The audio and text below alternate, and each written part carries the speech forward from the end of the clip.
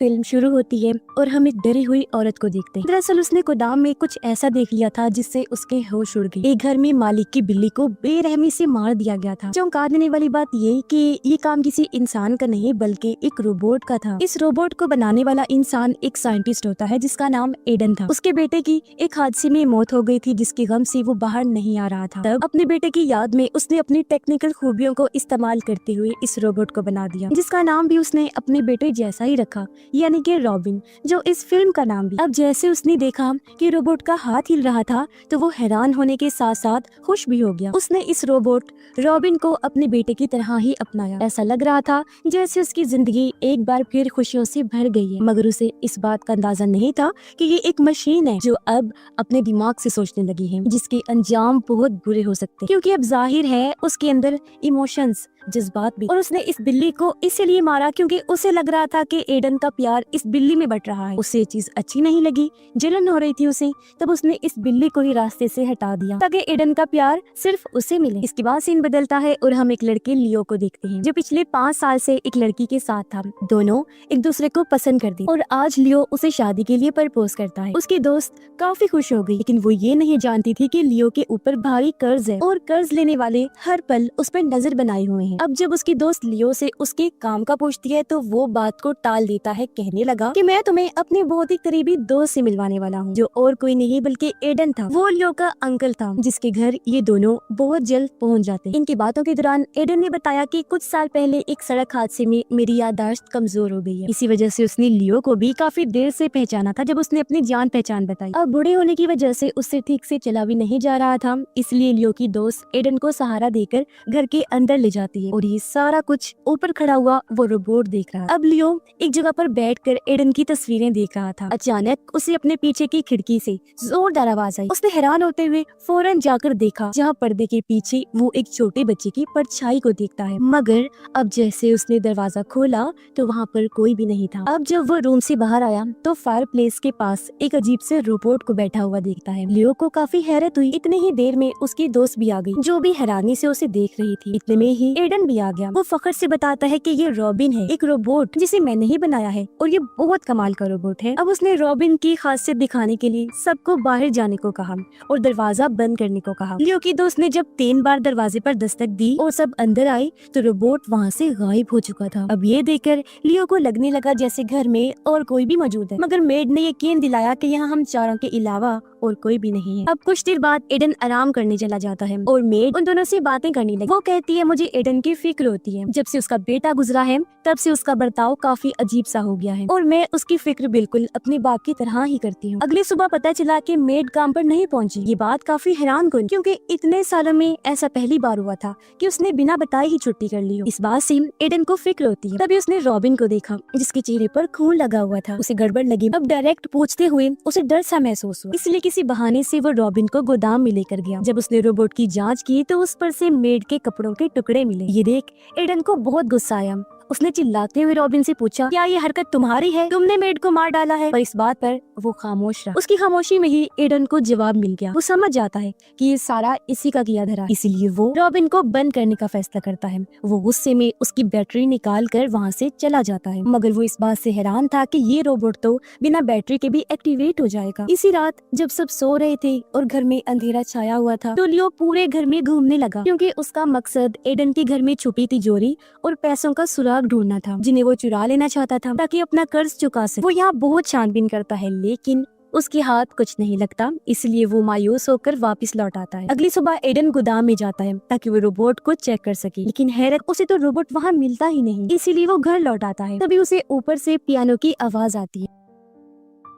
उसने जब जाकर चेक किया तो रोबोट को देखता है जो शीशे के सामने खड़ा होकर बार बार अपनी पलकें झपका रहा था। ऐसा लग रहा था जैसे इंसानों की नकल उतारने की कोशिश कर रहा है। एडन जब उसकी जांच करता है तो उसके होश उड़ गई। वो ये सोचकर परेशान हो गया था कि आखिर ये रोबोट कैसे बिना बैटरी और पावर के चल रहा है। इस रात लियो दोबारा तिजोरी की तलाश में घर में घूमने लगा। इस बार वो ऊपर वाले कमरे में जाता है जहाँ एक बक्सा अपने आप ही खुल जाता है। उसने जब चेक किया तो इसमें कुछ पुराने खिलौने पड़े हुए थे जिनसे कभी एडन का बेटा खेला करता था। इसके अलावा बक्से में कुछ भी कीमती नहीं था। इससे पहले वो आगे बढ़ता, यहाँ एडन आ गया जो लियो को पकड़ लेता है और उसे इन सब चीजों से रोकने के लिए समझाता है। सब कुछ शांत होने के बाद लियो उससे उसके बेटे की मौत के बारे में पूछता है। तब एडन कहता है कि मैं तो शहर से बाहर था और जब मैं वापस लौटा तो मुझे बेटे की मौत की खबर मिली। कुछ लोगों का कहना था कि वो आग से जलकर मरा है, जबकि कुछ ये भी कह रहे थे कि उसने खुद अपनी जान ली। मगर सच तो ये है कि आज तक पुलिस भी सच्चाई नहीं जान पाई है। हादसे के बाद से एडन की याददाश्त भी कमजोर हो गई थी। एडन को हमेशा एक ख्याल सताया करता कि क्या रॉबिन सच में मर गया है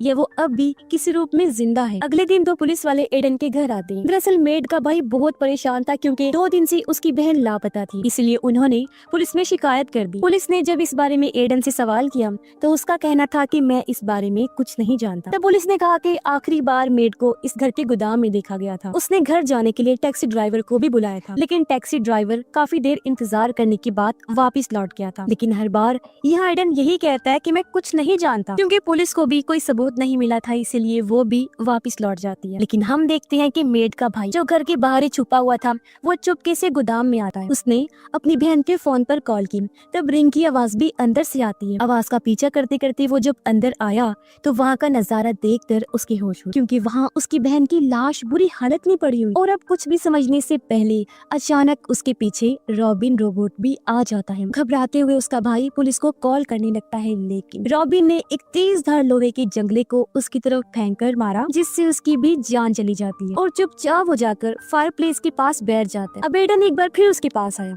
और पूछता है, बताओ क्या तुमने ही मेड को मारा है? लेकिन अब भी रोबोट खामोश रहा। वो बस अपने पलकें झपका रहा था। वो फिर एक कांच उठाकर एक लफ्ज लिखता है जिसे एडन पढ़ता है और थोड़ा सुकून महसूस करते हुए वो वहाँ से चला जाता है। लेकिन इनकी बातचीत दरवाजे के पास खड़ा लियो सुन लेता है, तो वो भी आकर उस लफ्ज को पढ़ता है। अब लियो को एडन के बेटे रॉबिन की मौत को लेकर हमेशा शक रहा। उसने इंटरनेट पर इस सारे मामले से जुड़ी हुई पुरानी पोस्ट देखी। उसे एक रिपोर्टर की पोस्ट नजर आई जिसने एक पुरानी पार्टी की बात की हुई थी। तब लियो इस वाले रिपोर्टर से राब्ता करता है। रिपोर्टर को जब पता चला कि लियो एडन का भांजा है तो उसने बिला झिझक सालों पहले हुए उस हादसे के बारे में सब कुछ सच सच बता दिया। ये उस दिन की बात है जब रॉबिन की 11वीं बर्थडे। एडन ने उसके लिए काफी बड़ी पार्टी रखी और उसके साथ एक शरारत करने के लिए उसे कुछ देर के लिए बेसमेंट में बंद कर दिया। फिर कुछ देर गुजर जाने के बाद उसे बाहर निकाल लिया गया, लेकिन जब वो बाहर आया तो उसका बर्ताव काफी अजीब हो गया था। वो बहुत खतरनाक बन गया था। ऐसा लग रहा था जैसे वो पहले वाला बच्चा नहीं रहा। अचानक खून का प्यासा बनते हुए उसने पार्टी में आए सभी लोगों पर हमला कर दिया और ऐसे सभी मेहमान मारे गए। बस एडन और रिपोर्टर ही किसी तरह जिंदा बचे। जब रॉबिन ने अपनी माँ पर भी हमला किया तो पीछे से एक गोली चली, जिससे रॉबिन की जान चली गई। रिपोर्टर बताता है कि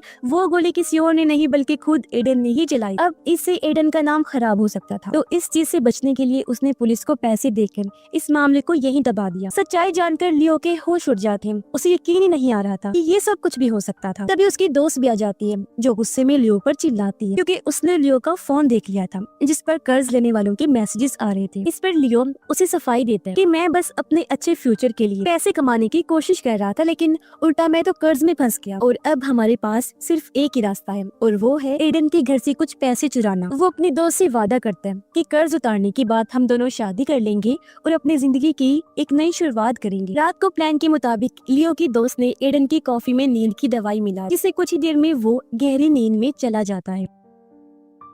इसी रात 2 पुलिस ऑफिसर्स फिर से एडन के घर आए, पर दरवाजा ना खुलने पर उन्होंने घर के आसपास तलाशी शुरू कर दी। फीमेल पुलिस ऑफिसर बेसमेंट में जाती है जहाँ भी मेड जाया करती थी। वहाँ वो रोबोट को देखती है जिसकी आंखें जल रही थी। वो काफी हैरान हुई, सोचते हुए उसके पास आती है, लेकिन जैसे ही झुकी रोबोट एक नोकदार हथियार उसके पेट में घोंप देता है, जिससे ऑफिसर दर्द से तड़पते हुए नीचे बैठ गई। फिर रोबोट ने एक क्लिप उसके जिस्म पर लगाकर करंट छोड़ा, जिससे तड़पते हुए उस बेचारी की मौत हो जाती है। कुछ देर बाद दूसरा पुलिस ऑफिसर भी बेसमेंट में आ जाता है, जहां उसे इंसानी मांस के जलने की स्मेल आती है। उसने जब टॉर्च के जरिए देखा तो सामने उसके साथी की जली हुई लाश थी। वो काफी घबरा गया, लेकिन कुछ भी समझ आने से पहले पीछे रोबोट आ जाता है। उसने ऑफिसर पे भी चाकू से हमला कर कर दिया, फिर उसके चेहरे पर जलता हुआ फ्लेम थ्रोअर छोड़ दिया, जिससे इस ऑफिसर की भी इधर ही मौत हो जाती है। उधर लियो और उसके दोस्त कमरे में अलमारी और तिजोरी को ढूंढ रहे थे। लियो के दोस्त को यहाँ का फर्श अजीब लगा। उसने जैसे जमीन खिसकाई तो नीचे एक खुफिया बेसमेंट उन्हें मिलती है, जिसे देखकर लियो काफी खुश हो जाता है। ये देख पहले उसकी दोस्त घबराती है, लेकिन फिर वो भी उसके पीछे नीचे उतर आती है। लेकिन दोनों इस बात से अनजान थे कि ये सब कुछ रोबोट देख रहा है। नीचे आकर इन्होंने देखा कि यहाँ बहुत सारी शराब की बोतलें थी, लेकिन लियो की नजर शराब से ज्यादा तिजोरी को ढूंढ रही, जिसके अंदर कीमती चीजें होंगी। अचानक इन्हें अपने पीछे किसी की आहट महसूस हुई। इन्होंने पीछे मुड़कर देखा, मगर वहाँ कोई नहीं था। अब लियो तो आगे बढ़ गया, लेकिन उसकी दोस्त यही रुक गई ताकि दूसरी बार देख सके कि यहाँ कौन है। अब जब उसने चेहरा आगे करके फिर से मुड़कर देखा तो उसके सामने खून से भरा हुआ रोबोट खड़ा हुआ था। वो ये देखते हुए चीख मार देती है और जल्दी से वहाँ से भाग जाती है, जहाँ एक बार फिर वो लियो से आकर मिल जाती है। भागते भागते ये एक ऐसी जगह पर पहुँच जाते हैं जहाँ आखिर इनकी तलाश खत्म होती है, क्योंकि सामने तिजोरी पड़ी नहीं मिल जाती है, जिसे देख दोनों काफी खुश हो गई। कुछ देर के लिए डर खत्म हो गया था और अब दोनों खुश होते हुए आगे बढ़े उसे खोलने के लिए। लियो को याद आया कि एडन अपने बेटे की बर्थ डेट को पासवर्ड रखता था। तब उसने यही पासवर्ड डाला और सच में तिजोरी खुल भी जाती है। लेकिन जो उन्होंने देखा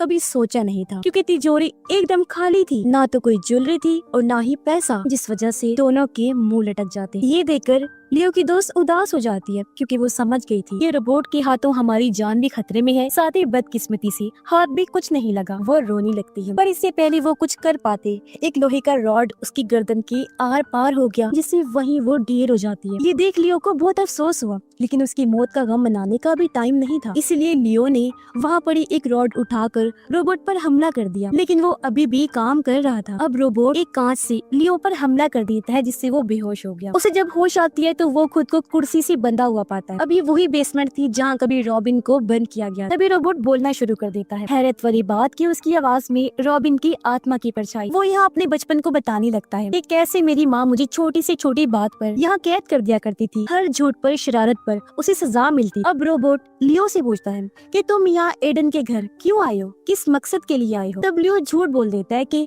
मैं तो बस वैसे उनसे मिलने आया था। ये सुन रोबोट ने नेल गन मारकर उसे सजा। अब दूसरी बार सजा मिलने पर लियो ने सच नहीं बोला और उसे एक बार फिर दर्द सहना पड़ा। फिर तीसरी बार जब उसे दर्द बर्दाश्त नहीं हुआ तो उसने आखिर सब कुछ कबूल कर लिया। वो कहता है कि हाँ, मैं सच में एडन का भांजा नहीं हूँ, मैंने तो बस उसकी कमजोर याददाश्त का फायदा उठाया ताकि उसके घर में घुसकर पैसे चुरा सके। अब लियो खुद को ही कसूरवार समझ रहा था, अपनी दोस्त की मौत का जिम्मेदार भी वो खुद को कह रहा था। तभी लियो एक कील खींचकर अपनी रस्सी काटना शुरू कर देता है। रोबोट अभी भी उसकी बातों का यकीन नहीं कर रहा था। वो नेल गन से सजा देने के लिए जैसे ही आगे बढ़ा, तभी लियो रस्सी खोलकर फौरन उठ खड़ा हुआ। रोबोट को धक्का मारकर वो नीचे गिरा देता है। अब वो नेल गन उठाकर रोबोट को खत्म करने ही वाला था कि तभी पीछे से एडन ने गोली चला दी, जिससे लियो की मौत हो जाती है। असल में एडन सब कुछ जान चुका था कि अब उसके बेटे की आत्मा पूरी तरह से रोबोट में समा चुकी है, इसीलिए वो किसी को भी अपने बेटे को नुकसान पहुंचाने नहीं दे सकता था, इस डर से कि कहीं फिर से मेरे बेटे को